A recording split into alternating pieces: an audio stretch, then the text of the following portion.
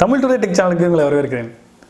யூடியூப்பை பொறுத்தளவில் tech channels அப்படிங்கிறது வந்து இப்போ கொஞ்சம் காலமாக வந்து ரொம்பவே அதிகமாக வந்துட்டுருக்கு. அதுலேயும் தமிழில் ஸ்பெஷல் வந்து பார்த்திங்கன்னா அதிகமான டெக் சேனல்ஸ் வந்து புதுசாக வந்துட்டுருக்கு. எனக்கு தெரிஞ்ச அளவுக்கு பார்த்திங்க அப்படின்னா ஒரு 5000 டெக் சேனல்ஸ் வந்து எனக்கு தெரிஞ்ச அளவுக்கு மினிமமாக இருக்கும்னு நினைக்கிறேன். அந்தளவுக்கு வந்து டெக் சேனல்ஸ் வந்து நிறையா வந்துருச்சு. ஸோ ஒரு டெக் சேனல்ஸும் ஒரு மாதிரியான வீடியோஸ் வந்து அப்லோட் பண்ணுறாங்க.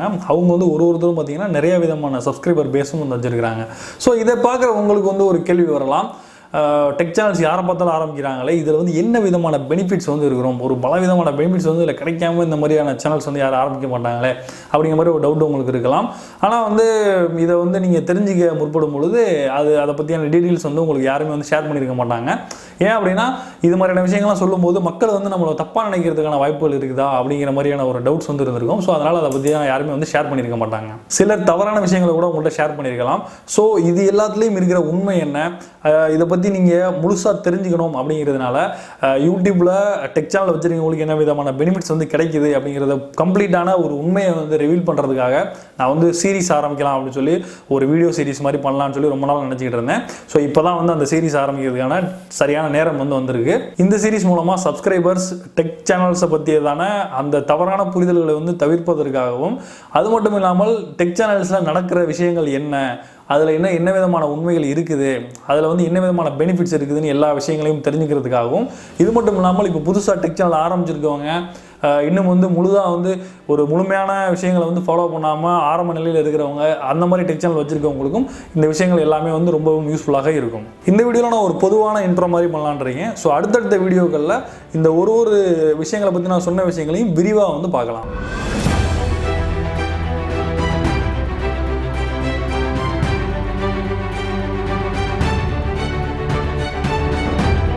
ஸோ ஃபஸ்ட்டு டெக் சேனல் அப்படின்னா என்னென்னு பார்ப்போம். டெக் சேனல் அப்படிங்கிறது வந்து பார்த்திங்க அப்படின்னா டெக்னாலஜி சம்மந்தமான விஷயங்களை ஷேர் பண்ணுறது எல்லாமே டெக் சேனல்ஸ் தான். எக்ஸாம்பிள் அது அன்பாக்சிங்காக இருக்கலாம், இல்லை ரிவ்யூவாக இருக்கலாம், இல்லை வந்து அப்ளிகேஷன்ஸை பற்றி போகிறதா இருக்கலாம், இல்லை டெக்னாலஜி டிப்ஸு ட்ரிக்ஸ் இந்த மாதிரியான விஷயங்களாக இருக்கலாம். ஸோ டெக்னாலஜி சம்மந்தமாக எதை ஷேர் பண்ணாலுமே வந்து அது வந்து டெக் சேனல்ஸ் அப்படின்னு தான் நம்ம சொல்லணும். அது மட்டும் இல்லாமல் அது வந்து டெடிகேட்டடாக டெக்கை மட்டும் கவர் பண்ணுற மாதிரி இருந்தது அப்படின்னா அது டெக் சேனல் அப்படின்னு நம்ம சொல்லலாம். அதுக்கடுத்ததாக பார்த்தீங்கன்னா டெக் சேனல்லாம் இப்படி ஒரு வரைமுறைகள் இருக்குது, பெரிய விதமான ராக்கெட் சயின்ஸ் மாதிரியான விஷயங்கள்லாம் சொல்லி கொடுத்தா தான் டெக் சேனல் அப்படிங்கிற மாதிரியெல்லாம் கிடையாது. ஸோ டெக்னாலஜி சம்மந்தமான ஒரு விஷயங்களை ஒரு சேனல் வந்து டெடிகேட்டடாக பேசுது அப்படின்னாலே அது வந்து டெக் சேனல் அப்படிங்கிற மாதிரியான கேட்டகரியில் தான் வரும். அதாவது ஒருத்தருக்கு என்ன வருமோ, அவங்களோட சப்ஸ்கிரைபர் வந்து எதை வந்து லைக் பண்ணுறாங்களோ, எதை வந்து அதிகமாக பார்க்க விரும்புகிறாங்களோ, அது என்ன கேட்டகரியோ அந்த கேட்டகரி சம்மந்தமான வீடியோக்களை மட்டுமே அவங்க அப்லோட் பண்ணுறதுனா கூட பண்ணலாம். அதே நேரத்தில் மல்டிபிள் கேட்டகரியாக வந்து கவர் பண்ணாங்க அப்படின்னா சப்ஸ்கிரைபர்ஸ்க்கு வந்து யூஸ்ஃபுல்லாகவும் இருக்கும். பல விஷயங்களை வந்து தெரிஞ்சுக்கிறதுக்கு வந்து சப்ஸ்கிரைபருக்கு வந்து ரொம்ப பெனிஃபிட்டாகவும் இருக்கும். எக்ஸாம்பிள் அப்ளிகேஷன் இன்ஸ்டால் பண்ணுறதை பற்றியே வீடியோ போட்டுட்டு இருந்தால் மட்டுமே டெக் ஆயிடாது. அதே நேரத்தில் அது தவறான விஷயமும் கிடையாது. அதை பண்ணுறதுனாலும் பண்ணலாம், இருந்தாலும் எக்ஸ்ட்ரா விஷயங்களை கவர் பண்ணால் நல்லாயிருக்கும் இப்படிங்கிறது தான் நம்ம சொல்ல முடியும். ஸோ இப்போ அடுத்ததான் நம்ம பார்க்க போகிறது பெனிஃபிட்ஸ் அப்படிங்கிறப்ப சப்ஸ்கிரைபருக்கும் பெனிஃபிட்ஸ் இருக்குது, டெக் சேனல் நடத்துகிறவங்களுக்கும் பெனிஃபிட்ஸ் இருக்குது, அதே மாதிரி டெக்னாலஜி பேஸ்டு கம்பெனிஸுக்கும் வந்து பெனிஃபிட்ஸ் இருக்குது. ஸோ இதில் ஒரு இதுலையும் வந்து என்னென்ன பெனிஃபிட்ஸ் அப்படிங்கிறத இப்போ பார்க்கலாம். முதல்ல சப்ஸ்கிரைபர்ஸை பொறுத்தளவில் பார்த்தீங்க அப்படின்னா ஒரு டெக்னாலஜி சம்மந்தமான நாலேஜ் கிடைக்குது, ஒரு இன்ஃபர்மேஷன்ஸ் இந்த மாதிரியான டெக்னாலஜிஸ் வந்து இன்ட்ரோடியூஸ் ஆகிருக்குது. இது வந்து முதல்ல வந்து ஒரு இன்ஃபர்மேட்டிவ் சேனலாக இருக்குது, டெக்னாலஜி சம்மந்தமான இன்ஃபர்மேஷனை வந்து தெரிஞ்சுக்கிறதுக்கு உதவுது. அடுத்தது பார்த்தீங்க அப்படின்னா கைட் பண்ணுறது. எக்ஸாம்பிள் ஒரு கேட்ஜெட் இல்லை மொபைலோ நீங்கள் வாங்கணும்னு நினச்சிட்டு இருப்பீங்க. அதுக்கு வந்து பார்த்தீங்கன்னா அதுக்கு ஆப்ஷன்ஸ் வந்து நிறையா இருக்கலாம்.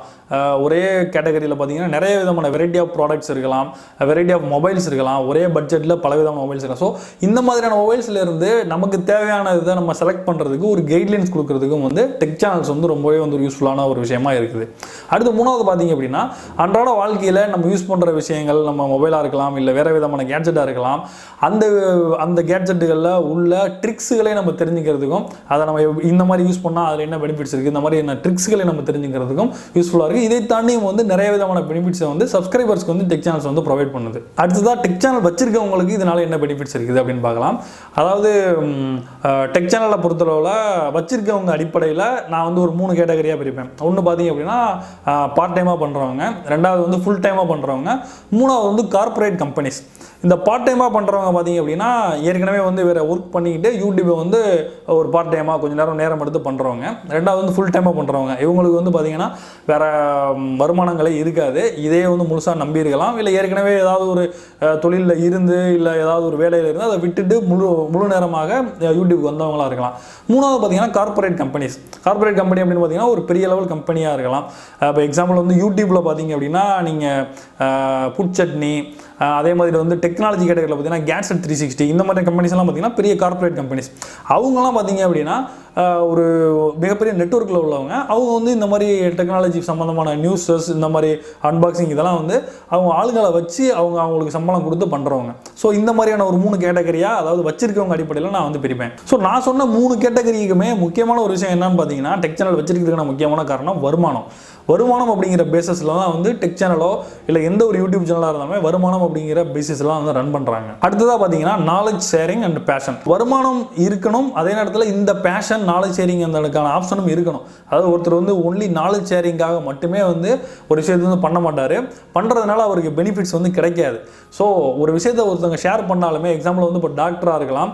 டாக்டர் வந்து ஒரு சேவை பண்ணுறதா நம்ம சொல்கிறோம். ஸோ அவங்க சேவை பண்ணாலுமே அவங்களுக்கான ஒரு வருமானம் இருக்கணும். அவங்களுடைய வாழ்க்கை முறை நடத்துறதுக்கு அவங்களுக்கு ஒரு வருமானம் இருக்கணும். ஸோ அந்த வருமானம் கூட இல்லாமல் வந்து அவங்க அந்த விஷயத்தை பண்ண முடியாது. ஸோ அந்த மாதிரி தான் யூடியூபராக இருந்தாலும், என்னதான் அவங்க வந்து பேஷனில் பண்ணாலும், என்னதான் வந்து அவங்க வந்து ஒரு விஷயத்தை நம்ம ஷேர் பண்ணணுங்கிறதுக்காண்டி பண்ணாலும் அவங்களுக்கும் வருமானம் வந்து முக்கியம். ஸோ எந்த டைப் யூடியூபராக இருந்தாலுமே அவங்களுடைய பேசிக் பார்த்தீங்க அப்படின்னா வருமானத்துக்காக தான் அவங்க வந்து வீடியோ பண்ணுறாங்க. ஸோ ஒரு டெக் யூடியூபருக்கு வருமானம் வந்து ரொம்பவே முக்கியம். ஸோ அந்த வருமானம் இந்தந்த வழிமுறைகளில் டெக் யூடியூபருக்கு வந்து கிடைக்கும் அப்படிங்கிறத இப்போ நம்ம பார்க்கலாம். இப்போ நான் வந்து ஒன்லி வந்து அது வந்து எந்தெந்த வகையில் வந்து கிடைக்கும்னு மட்டும் சொல்கிறேன். அதற்கான விளக்கங்களை வந்து நம்ம அடுத்து பார்க்கலாம். முதல்ல பார்த்தீங்கன்னா வருமானத்திற்கு முக்கியமான ஒரு வழி பார்த்தீங்கன்னா கூகுளில் இருக்க ஆட்சன்ஸ். இப்போ ஆட்சன்ஸ் அப்படிங்கிறது பார்த்தீங்கன்னா யூடியூபுக்கானது மட்டும் கிடையாது. அது வந்து ஏற்கனவே வந்து வெப்சைட்ஸுக்கு வந்து இருக்குது.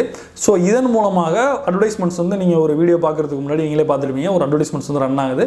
அதன் மூலமாக வர்ற வருமானத்தில் வந்து நமக்கு வந்து கூகுளோ யூடியூபோ வந்து ஷேர் பண்ணுறாங்க. ஸோ ஒரு மெயினான வருமானம் பார்த்தீங்கன்னா அது வந்து ஆட்சன்ஸ், அதாவது யூடியூப்லேருந்து வர்ற அந்த ஆட்சன்ஸ் வருமானம் தான் வந்து ஒரு டெக்னாலஜி யூடியூபருக்கு வந்து பேசிக்கான வருமானமாக இருக்கும். இரண்டாவது வகையான வருமானம் என்ன அப்படின்னு பார்த்தீங்கன்னா ஸ்பான்சர்ஷிப் மூலமாக ஒரு யூடியூப் சேனலுக்கு வந்து வருமானம் வந்து கிடைக்கும். ஸோ ஒரு கம்பெனிகள் வந்து ஒரு வீடியோஸ் பண்ணுறதுக்கு வந்து ஸ்பான்சர்ஷிப் பண்ணுவாங்க. ஸோ அதன் மூலமாக வந்து வருமானம் கிடைக்கும். மூன்றாவது பார்த்தீங்க அப்படின்னா free units from mobile companies. அதாவது ஸ்டார்ட் அப் மொபைல் கம்பெனிஸ்லேருந்து ஒரு கம்பெனி வந்து புதுசாக ஆரம்பிக்கிறாங்க, அப்போ ஆரம்பித்து வளர்ச்சி அடைஞ்சிக்கிட்டு இருக்காங்க அப்படின்னா அவங்க வந்து ஃப்ரீ யூனிட்ஸ், அதாவது மொபைல் யூனிட்ஸை வந்து இது மாதிரி ரிவ்யூ பண்ணுறவங்களுக்கு அனுப்பி நீங்கள் அதை ரிவ்யூ பண்ணுங்க அப்படின்னு சொல்கிறது வந்து இது வந்து மூன்றாவது ஒரு வருமானம் வந்து கிடைக்கும். ஸோ அந்த யூனிட்ஸை வந்து நம்ம சேல் பண்ணுறது மூலமாக நமக்கு வருமானம் கிடைக்கலாம். நான்காவது வர வருமானம் என்னன்னு பார்த்தீங்கன்னா பெய்ட் ரிவ்யூ அப்படிங்கிறது வேற ஒன்றும் கிடையாது. அதாவது ஒரு பொருளை பற்றி இல்லை ஒரு அப்ளிகேஷனை பற்றி பாசிட்டிவாக பேசுங்க, அதை பற்றின ரிவ்யூ பண்ணுங்கள், ஒன்லி பாசிட்டிவான விஷயங்கள் மட்டும் தான் இருக்கணும்னு சொல்லி அந்த யூடியூபருக்கு வந்து பணம் கொடுத்து ரிவ்யூ பண்ண சொல்கிறது தான் பெய்ட் ரிவ்யூ அப்படிங்கிறது.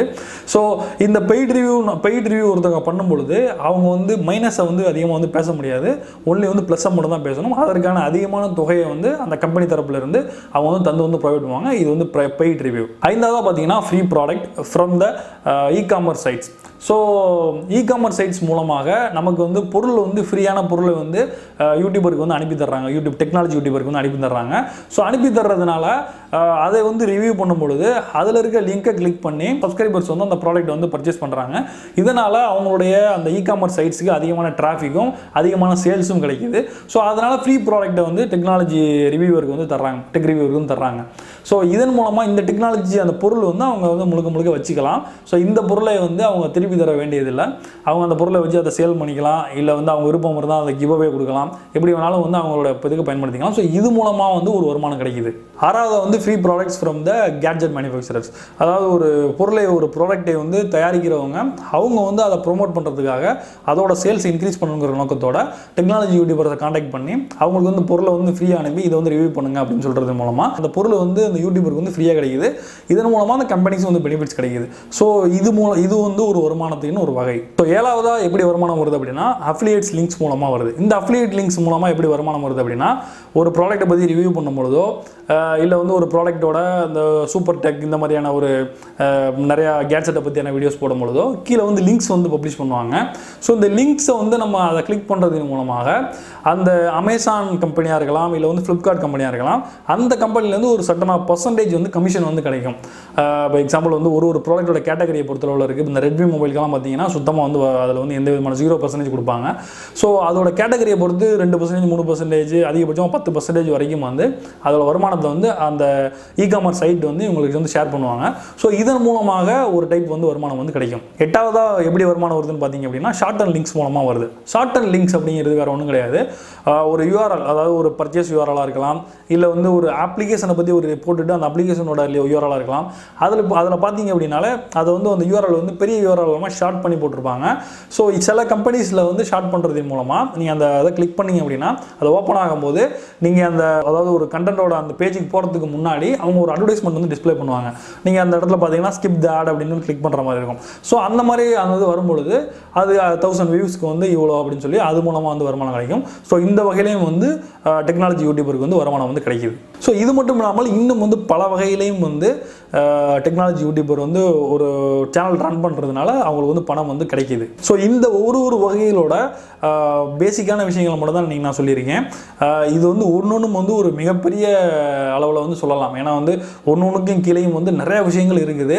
அது வந்து நான் ஒரு இதையும் வந்து அடுத்தடுத்து வர்ற வீடியோஸில் நான் வந்து தெளிவாக வந்து உங்களுக்கு சொல்கிறேன். ஸோ இதற்கு அடுத்ததாக வர வீடியோ வந்து மறக்காமல் பாருங்கள். அப்போ தான் வந்து டெக் யூடியூப் சேனல்ஸோட அந்த உண்மைகள் என்ன அப்படிங்கிறது நீங்கள் வந்து தெளிவாக தெரிஞ்சுக்க முடியும். ஸோ தமிழில் முதல் முறையாக வந்து டெக்னாலஜி சேனல்ஸில் இருக்கிற அந்த ஃபேக்ட்ஸ் அதை பற்றி தான் வந்து சீரீஸ் ஆரம்பிக்க தான் ட்ரை பண்ணியிருக்கேன். இந்த சீரீஸுக்கு உங்களுடைய ஆதரவு வந்து எனக்கு முக்கியமாக தேவை. ஏன் அப்படின்னா இந்த உண்மைகளை வந்து நான் வெளியில் சொல்லும் போது நாளைக்கு வந்து அது வந்து எனக்கே வந்து நெகட்டிவாக அமையலாம். அது மட்டும் இல்லாமல் பலவிதமான டெக்னாலஜி சேனல்ஸோட எதிர்ப்புகளையும் வந்து நான் வந்து சம்பாதிக்கிற மாதிரியான நிலைமைக்கு தான் போக முடியும். ஸோ அதனால் உங்களுடைய ஆதரவு வந்து எனக்கு நீங்கள் தரும்பொழுது தான் இன்னும் வந்து இதை வந்து இன்னும் டீப்பாக இன்னும் என்னென்ன விஷயங்கள் இருக்குது, அதே நேரத்தில் அதில் நியாயமான விஷயங்களும் இருக்குது. அதாவது நெகட்டிவ் மட்டும் நம்ம சொல்ல முடியாது, நியாயமான விஷயங்களும் இருக்குது. தேவையில்லாமல் ஒரு வருமானத்துக்கு நம்ம போயிட்டு விலை பெயரக்கூடாது அப்படிங்கிறது தான் அங்கே வந்து நோக்கமே ஒழிய, ஒரு யூடியூபர் அப்படின்னா ஒரு டெக்னாலஜி யூடியூபர் அப்படின்னா அவருக்கு வந்து வருமானம் இருக்கணும் அப்படிங்கிறது உங்களுக்கு தெரியப்படுத்தணும் அப்படிங்கிறதுனால தான் இந்த சீரிஸ் ஸ்டார்ட் பண்ணியிருக்கேன். ஸோ இதற்கு அடுத்து வர வீடியோஸை கண்டிப்பாக பாருங்கள். ஸோ இந்த வீடியோ பற்றி தான் உங்களுடைய கருத்துக்கள் வந்து கமெண்ட் பண்ணுங்கள். இந்த சீரிஸோட அடுத்த வீடியோவில் சந்திப்போம். நன்றி, வணக்கம்.